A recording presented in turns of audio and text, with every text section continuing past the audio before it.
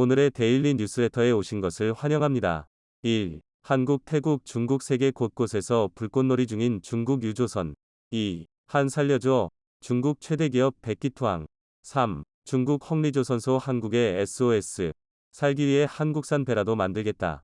한번 진실을 알아봅시다. 중국이 중대한 사고를 겪고 있는 상황입니다. 최신 선박들이 폭발하면서 중국이 다시 한번 미친 짓을 저질렀습니다. 이런 상황에서 중국산은 폭탄 빼곤 다 잘 터진다 라는 속담이 사실처럼 보입니다. 최근에는 서해 인근에서 일주일 간격으로 중국 배들이 연이어 폭발하는 사례가 발생하면서 중국 조선업계에 비상등이 켜졌습니다. 이에 반대로 한국 조선업계는 예상치 못한 수요 증가로 인해 호조 상황을 경험하고 있습니다.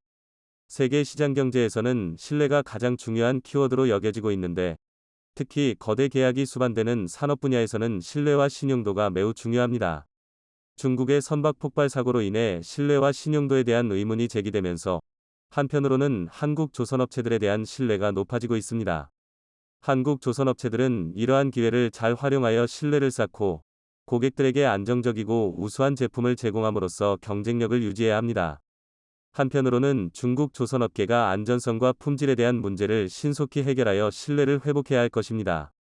이렇게 신뢰를 기반으로 한 선박산업의 발전은 국제시장에서 한국의 입지를 강화하고 긍정적인 경제 효과를 가져올 수 있을 것입니다.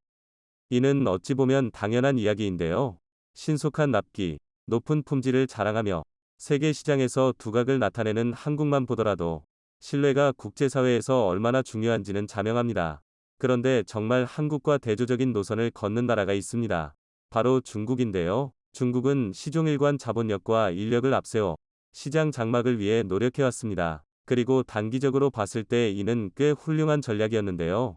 실제로 얼마 전 영국 조선해운시황 전문기관인 클락슨 리서치가 믿기 힘든 통계 자료를 공개해 그것은 중국 조선소들이 한국의 조선소를 제치고 수주 1위를 달성했다는 내용이었는데요.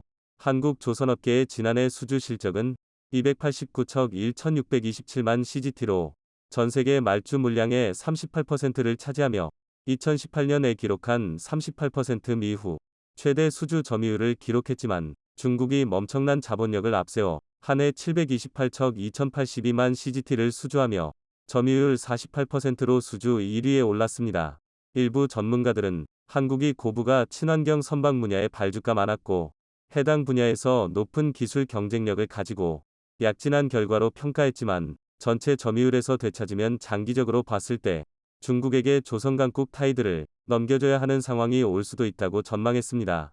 그런데 얼마 전부터 맹렬한 중국의 기세가 꺾이면서 대반전 상황이 시작됐습니다. 중국 조선소가 부족한 기술력으로 세계 시장에서 점유율만 가져오고자 값싸고 문제가 많은 배들을 붕어빵처럼 찍어내는 바람에 여기저기서 문제가 터지기 시작한 것인데요.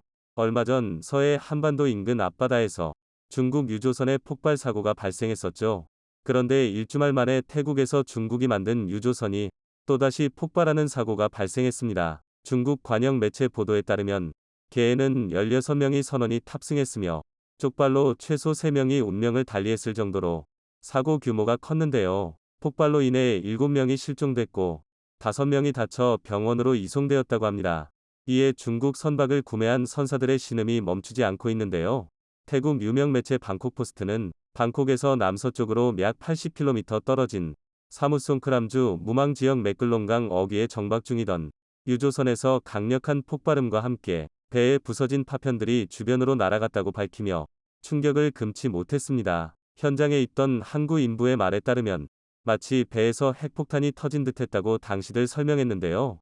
해당 사고로 운명을 달리한 중국 선원이 500m나 떨어진 곳에서 발견됐을 정도로 그 쪽발의 위력은 대단했습니다. 또한 반경 수 킬로미터 지역에서도 중국 유조선의 폭발음이 들렸고 시커먼 연기가 치솟았으며 사고 함구 인근 주택들의 유리창이 깨지는 이 사고로 인해 태국 소방차 4대, 소방점 2척 등이 출동해 진화에 나섰으며 태국 소방당국은 약 3시간 만에 가까스로 진화에 성공했습니다. 사고를 당한 중국 선박의 재화 중량 톤수는 무려 6,500T이었으며 정기적인 유지보수 작업 중이었던 것으로 밝혔는데요. 태국 소방당국은 이번 화재 원인에 대해 선체를 수리하기 위해 용접 작업을 수행하는 동안 누유된 연료에 불꽃이 튀면서 폭발한 것으로 추정했습니다. 그런데 해당 소식을 접한 전문가들은 경악을 금치 못했습니다. 선박에서 폭발을 일으킬 정도로 많은 양의 연료와 유증기가 샌다는 것은 사실상 유조선이라 부르기 민망할 정도이며 차라리 폭탄이라고 해야 할 정도이기 때문인데요. 해당 사건은 외신들이 집중 조명하며 중국 조선 기술이 얼마나 낮은가를 보여주는 사례가 됐습니다.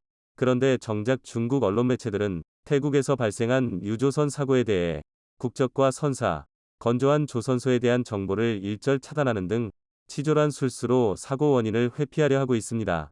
태국 현지 언론과 해외 언론에 따르면 이번에 사고가 난 배의 이름은 스무스 C-22였는데요.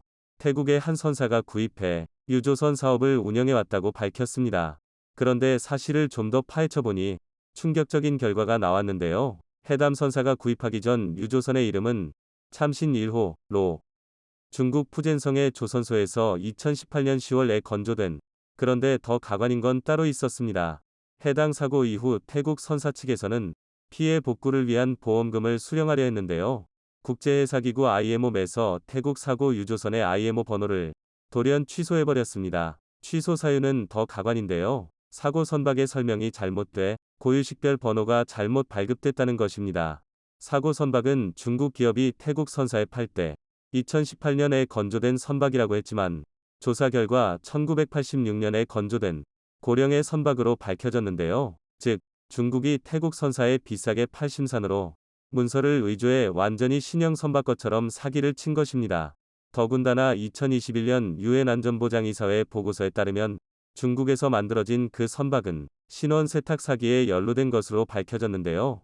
결국 이번 사고를 통해 그 실마리가 드러나 발각된 것이죠. 중국의 이런 사기 행각들이 수면 위로 올라오면서 현재 거래되고 있는 중국의 신형 선박들이 사실 구형 선박일 가능성이 높다고 조사 당국은 밝히고 있는데요. 특히 중국에서 도입한 선박들이 유독 바다 위에서 말썽을 많이 일으키는 것만 보더라도 조사 당국의 주장에 힘을 보태주고 있는 상황입니다. 그런데 상황이 이렇게 되자 자본력과 인력을 통한 저가수주로 해운 시장을 장악하던 중국 조선업계가 전 세계의 외면을 받기 시작했습니다. 해외 선사들은 그동안 싼 맛에 쓰다 버릴 요량으로 중국산 선박을 구매해왔지만 반복적인 사고로 인명피해까지 발생시키는 중국 선박을 더 이상 구매하지 말아야 한다는 기조가 생겨나고 있는 상황입니다. 실제로 해당 사고를 기점으로 중국산 중고선의 거래 성사율이 12%에서 4%까지 급감하며 해외 선사들의 입장을 대변하기도 했는데요.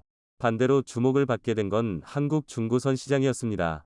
기존에도 중국산 중고선은 한국산 중고선에 비해 연비 성능이 크게 떨어지는 것으로 알려져 있었는데요. 품질에서도 많은 결함을 보이기 시작하자 특단의 결단을 내린 것이었습니다. 그런데 문제는 이런 기조가 비단 중고선 시장뿐만이 아니라 신규 선박 발주에도 영향을 미친다는 것입니다. 중국선 시장에서 중국 선박의 거래가 급감하고 있다는 것은 중국 선박에 대한 선호도가 크게 낮아졌다는 것을 말하기도 하는데요. 중국에 발주한 선박에 대한 계약 취소를 하는 선주들이 무후축순 생겨나고 있는 상황입니다. 실제로 중국의 최대 민간 조선소인 명성조선 역시 선박의 계약 해지가 급증했는데요. 최근 계약 해지 건만 29척에 육박하며 이후에도 추가 수주가 전혀 들어오지 않는 상황입니다. 명성조선의 뒤를 잇는 양쯔장조선 역시 이미 14척의 벌크선이 계약 해지되었으며 해담 직원들은 추가 계약 해지를 막기 위해 고군분투하고 있는 것으로 알려졌습니다. 중국이 그렇게 자랑하는 내수시장으로 선박을 돌리면 되지 않느냐고 생각하실 수도 있지만 내수용 선박 또한 상황은 마찬가지입니다. 그들의 사기 행각은 외국인 내국인을 가리지 않기 때문인데요. 얼마 전 중국 산둥성 앞바다에서도 유조선 한 척이 서대한 폭발을 일으키며 명의 인명피해를 발생시켰습니다. 더욱이 해당 유조선은 충돌이나 좌초로 인한 폭발이 아니었기에 앞서 언급했던 사고와 마찬가지로 기술적인 문제로 발생한 유조선 자체의 문제로 기술 발전을 등한시하던 중국 선박업계의 몰락이 선명하게 그려지는 대목입니다. 구멍 송송 뚫린 기술력으로 이제 바다 한가운데서 불꽃놀이를 시작한 차이나와 한국과의 격차는 더 이상 좁혀지지 않을 정도로 차이나게 될 것이 분명합니다. 한국과 4년이나 싸워온 중국 기업이 갑자기 꼬리를 내려 그 배경이 주목을 받고 있습니다. 외신들은 중국이 백기투항을 한 것이라며 놀라움을 드러냈고 이는 수출 규제까지 외쳤던 시진핑을 당혹스럽게 했습니다. 현재 전 세계에서 무슨 일이 벌어지고 있는지 자세히 알아보겠습니다. 그간 중국은 한국의 태양광 기술을 훔쳐 사업을 확장해왔고 막대한 보조금을 바탕으로 저가 공세까지 펼쳐 한국을 곤혹스럽게 했습니다. 지난해 LG전자가 태양광 패널 사업을 접었고 OCI 등 핵심 소재 업체들은 중국과 경쟁이 될 수 있는 말레이시아에 공장을 차려야 했습니다. 얼마 전 중국 상무부는 전, 광, 리 세 가지 품목이 첨단 기술과 고부가 가치를 대표하는 수출 효자로 부상했다고 말한 바 있습니다. 전광리는 전기차, 태양광 제품, 리튬 배터리를 뜻합니다. 지난해 중국의 태양광 제품 수출액은 사상 최고치인 512억 달러를 기록했습니다. 이는 전년 대비 80% 급증한 수치입니다. 이 중 웨이퍼 수출 금액이 50억 달러, 셀 38억 달러, 모듈은 423억 달러 정도를 나타냈습니다. 유럽으로의 수출 증가율이 114%로 가장 높게 나왔던 상황입니다. 태양광 산업 가치사슬은 폴리실리콘 인곳, 웨이퍼 셀 모듈로 이어집니다. 중국은 각 단계별로 78터부터 97%까지 생산을 장악하고 있습니다. 중국이 12년 연속 폴리실리콘 생산 세계 1위, 16년 연속 모듈 생산 1위를 기록했을 정도입니다. 이는 중국에서의 태양광 발전 확대 정책과도 관련이 있습니다. 지난해 신규 설치량은 전년 대비 59% 증가한 87기가와트로 화력, 원자력을 제치고 가장 많은 증설이 이루어졌습니다. 올해 전세계 태양광 발전 신규 설치량은 300기가와트 정도로 예상되는데 중국은 그중 3분의 1 정도를 설치할 것이란 분석입니다. 중국이 태양광 발전에서 앞서가게 된 계기는 유럽 등 다른 지역이 2008년 글로벌 금융위기 이후 주출한 사이 태양광 투자를 적극적으로 늘렸기 때문으로 보는 시각도 있습니다. 2011년 이후 유럽에 10배가 넘는 500억 달러를 쏟아부었기 때문입니다. 지난 10년간 기술혁신으로 태양광 발전 비용을 80% 이상 줄였다고 홍보하고 있습니다. 하지만 중국이 태양광을 장악하게 된 또 다른 이유가 있습니다. 핵심 소재인 폴리실리콘의 뭔가 경쟁력은 셀로도 이어집니다. 폴리실리콘 제조 원가 중 전기료 비중이 약 35%를 차지하는데 화력 발전이 모여있고 풍력과 태양광 자원이 많아 전력 비용이 싼 신장 위구르 지역을 주요 생산기지로 활용하고 있는 것입니다. 이곳에서 생산하는 중국 내 태양광 제품 비중은 50%에 달합니다. 미국은 지난해 6월 발효된 위구르 강제노동 금지법에 따라 신장에서 제조되는 상품에 대한 수입을 금지해왔습니다. 이곳에서 수출된 태양광 제품 또한 강제노동과는 무관하다는 점을 입증해야 미국으로 수출이 가능하도록 했습니다. 작년에 미국 세관이 중국 태양광 제품을 압류하기도 했습니다. 그리고 최근에 또다시 중국 태양광 사무소를 압수수색하며 긴장감을 키우고 있습니다. 미국이 현재 타겟으로 삼으려는 기업은 중국 론지솔라를 들 수 있습니다. 론지솔라는 명실상부한 글로벌 태양광 1위 업체로 2021년 말 시가총액이 100조 원에 달했던 기업입니다. 론지솔라는 실리콘 태양광 전지 효율에서 세계 신기록인 26.81%를 달성했다고 밝힌 바 있습니다. 지난 2017년 일본 기업이 세운 26.7%를 넘어선 것입니다. 하지만 이 또한 하나큐셀 특허를 무단으로 침해하며 달성한 기록입니다. 2012년 하나는 과감하게 독일 큐셀을 인수해 글로벌 3위 업체가 된 바 있습니다. 큐셀을 제외하고는 1터부터 10위는 모두 중국 기업이었습니다. 그 후 하나큐셀은 2016년 진천 공장을 세웠고 2019년에는 미국 조지아주 공장 가동도 시작했습니다. 독일에는 R&D 센터를 갖추고 있습니다. 중국도 한국의 성장을 지켜만 보고 있지 않았는데 재생에너지 보조금 130억 달러 중 태양광에만 60억 달러를 투입하며 한국을 따돌리려 했습니다. 한국에 비해 20% 저렴한 가격으로 태양광을 장악해갔던 것입니다. 그럼에도 하나는 2012년 고효율 태양광셀, 퀸텀을 양산하며 견제를 피해갔습니다. 중국을 압도하는 퍼크셀 기술을 선보인 것입니다. 퍼크셀은 태양광 셀 후면에 보호막을 형성해 투과한 빛을 다시 셀 내부로 반사시켜 효율을 높이는 기술입니다. 하지만 2015년부터 중국 기업들이 이 기술을 무단으로 사용하기 시작했습니다. 하나큐셀은 해외에서 10건의 특허 침해 소송을 진행했는데 2019년에는 퍼크, PERC, 셀 관련 특허를 침해했다며 론지솔라와 진코솔라, REC 그룹을 제소하기도 했습니다. 이후 소송은 하나큐셀에게 유리한 국면으로 이어졌습니다. 2020년 중국과 독일에서 연달아 승소했으며 작년에는 네덜란드 헤이그 법원에서 승리했던 것입니다. 이는 독일과 영국, 스위스 등 11개국에서 위판매를 막는 결과로 이어졌습니다. 중국 당국도 2020년 11월 하나큐셀 특허를 인정했는데 론지솔라가 자국 기업임에도 이 같은 결정을 내린 것은 하나큐셀의 특허 침해 주장이 너무나 명확했기 때문입니다. 중국 기업들이 하나큐셀에 손을 내밀 수밖에 없는 상황이 됐던 것입니다. 결국 최근 론지솔라 등 중국 업체들은 하나큐셀에 백기투항을 했습니다. 특허를 사용하는 대가로 수수료를 지급하는 라이선스 계약을 체결한 것입니다. 게다가 자신들이 보유하고 있던 특허까지 하나큐셀과 공유하기로 했죠. 결국 자신들 무기까지 보여주며 두 손 들고 앞으로 나온 것이란 분석입니다. 이로써 양사는 해당 특허 기술을 합법적으로 사용할 수 있게 됐고, 전 세계에서 진행하고 있는 모든 소송을 취하하기로 했습니다. 지난 4년여간 이어온 특허 분쟁이 종지부를 찍은 것입니다.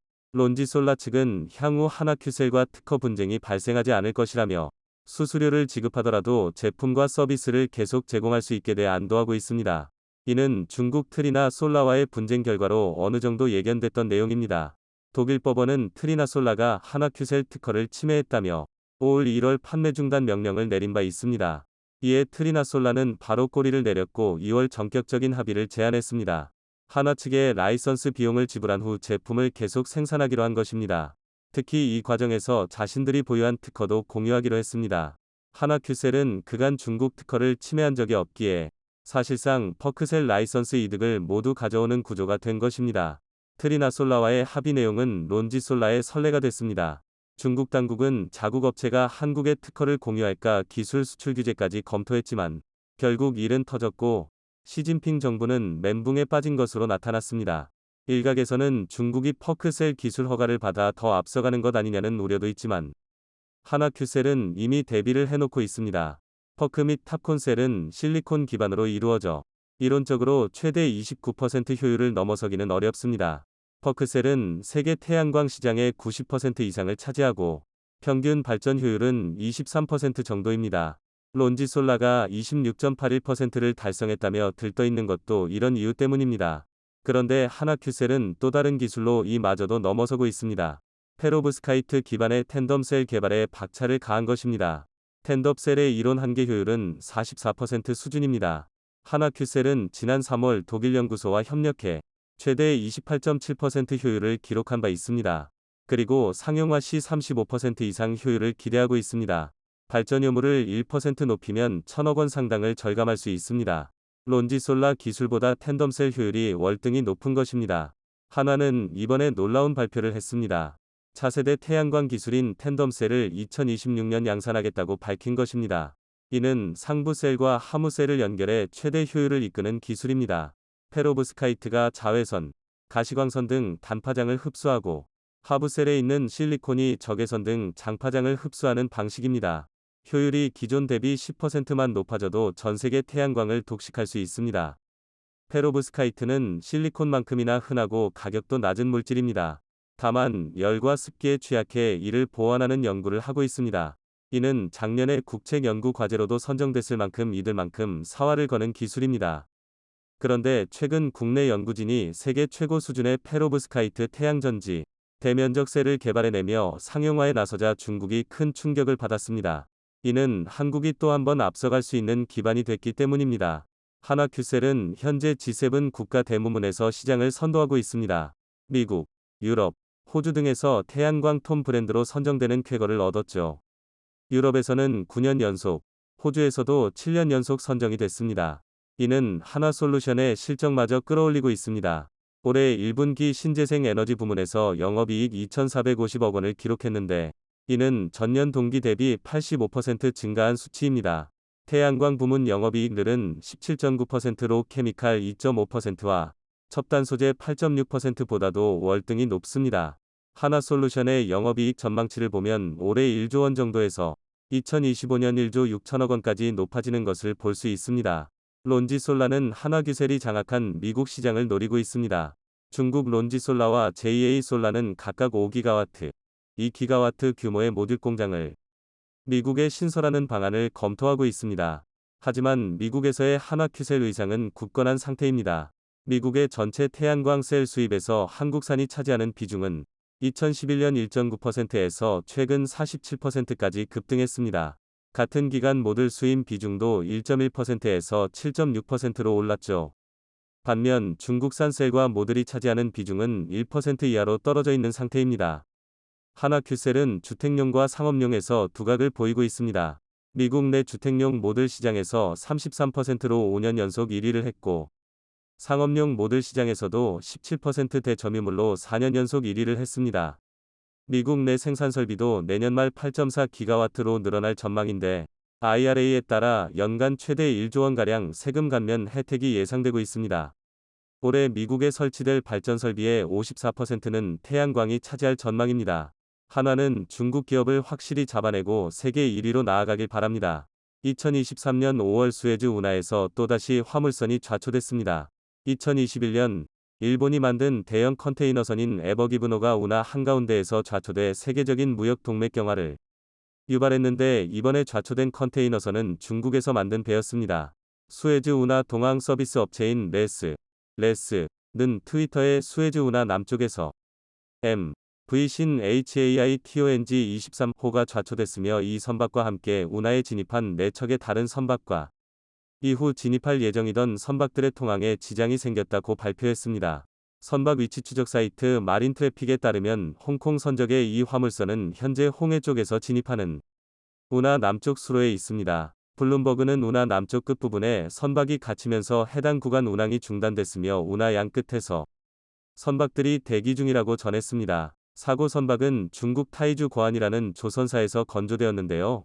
총톤수 32,929TW 벌크 화물선으로 사우디아라비아 두바항을 졸발해 홍해를 거쳐 지중해 쪽으로 가던 중이었습니다. 선박 위치 추적 사이트 마린트래픽은 이 선박이 현재 조종 불능 (not under command) 상태라고 전했습니다. 아시아와 유럽을 잇는 최단 항로인 수에즈 운하에서는 크고 작은 좌초 사고가 종종 발생합니다. 가장 큰 피해를 주었던 사고는 2021년 3월 길이 400m, 총톤수 22만 4천 TW, 초대형 컨테이너선인 에버기브노가 좌초에 엿새 동안 운하를 막아버리면서 글로벌 물류 대란을 빚은 사건이었습니다. 수에즈 운하관리청 (SCA)은 에버기브노 좌초 사고 후 운하를 더 넓고 깊게 하는 확장 공사를 진행 중인데요. 공사 중에 이번에는 또 중국 선박이 좌초된 것입니다. 사고 직후 운하관리청은 예인선 3척을 급파해 사고 선박 신하이통 23 견인했고, 이번 사고는 에버기브노 때보다는 빨리 수습됐습니다. 하지만 중국이 건조한 이 선박은 엔진 오작동을 일으켰던 것으로 드러났습니다. 에버기브노보다 훨씬 작은 선박이었고, 수에즈 운하 관리청이 3척의 예인선을 급파해 빨리 견인을 했으니 망정이지, 자칫하면 또 한 번 글로벌 물류 위기가 일어날 뻔했는데요. 세계적인 물류 대란은 일어나지 않았지만 이 중국산 화물선이 멈춰버린 이유가 엔진 오작동이었다는 게 밝혀지자 중국산 화물선에 대한 신뢰는 또 한 번 추락하고 말았습니다. 일각에서는 앞으로 수에즈 운하는 한국산 배만 통과할 수 있도록 법을 만들어야 되는 것 아니냐는 이야기까지 나오고 있는데요. 최근 도약의 기회를 맞은 한국 조선업계는 얼마 전 커다란 지각 변동이 있었습니다. 얼마 전 대우조선해양은 45년 만에 대우 간판을 떼고 한화오션으로 사명을 바꾸면서 1978년 대우그룹에 인수되어 붙여진 대우조선공업은 역사 속으로 사라지게 되었습니다. 한화는 2조 원 규모의 유상증자에 참여하였고, 이를 통해 대우조선의 지분 49.3%를 확보하면서 최대 주주가 되었습니다. 이로써 한화오션, HD 한국조선해양, 삼성중공업 등 한국조선 빅3는 굳건히 그 체제를 유지해 중국의 거센 추격을 따돌리고 조선업 세계 1위를 사수할 것이란 전망이 지배적입니다. 최근 한국조선 빅3는 기술력을 기반으로 중국 조선사들을 물리치고 좋은 성과를 내고 있습니다. 특히 HD 한국조선해양은 이미 올해 연간 수주 목표량의 절반 이상을 채우는 뚝심을 발휘했습니다.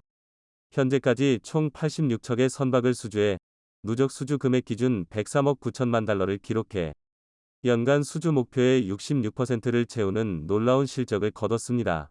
심지어 카타르 프로젝트 2차 물량인 LNG 운반선 대량 발주가 아직 남아있는 만큼 추가 실적을 올릴 가능성도 높습니다.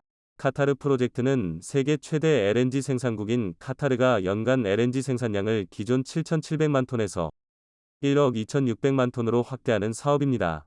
카타르 에너지는 2020년 국내 조선 3사와 오는 2027년까지 100척 이상의 LNG 운반선 선표 예약 합의서를 체결했는데요. 당시 계약 규모는 약 24조 6천억 원이었습니다.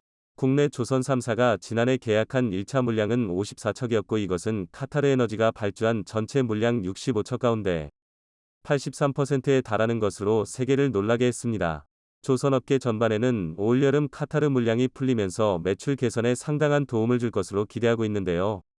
더구나 최근 LNG 선가가 계속 오르고 있기 때문에 카타르 프로젝트 수주가 실적에 긍정적인 영향을 미칠 것으로 기대하고 있습니다. LNG 운반선의 선가는 무섭게 상승하고 있습니다. 지난달 말 기준 17만 4천 m 3급 LNG 운반선의 가격은 2억 5,600만 달러였지만 조만간 2억 6천만 달러를 넘어설 것으로 예상하고 있습니다. 하지만 국내 조선업계는 일손 부족이라는 난제를 아직 해결하지 못했습니다. 조선업 호황으로 일감은 꽉 들어찼는데 일손이 너무나 부족한 건데요. 조선기업들은 해결책 마련을 위해 다양한 시도를 하는 중입니다. 현대중공업은 필리핀 조선소를 부활시키려는 움직임을 보이고 있습니다. 최근 필리핀 대통령실은 HD 현대중공업이 세계 4대 조선소 중 하나였던 필리핀 수빅조선소에 입주해 드라이독 2개를 사용할 것이라는 발표를 내놓았습니다.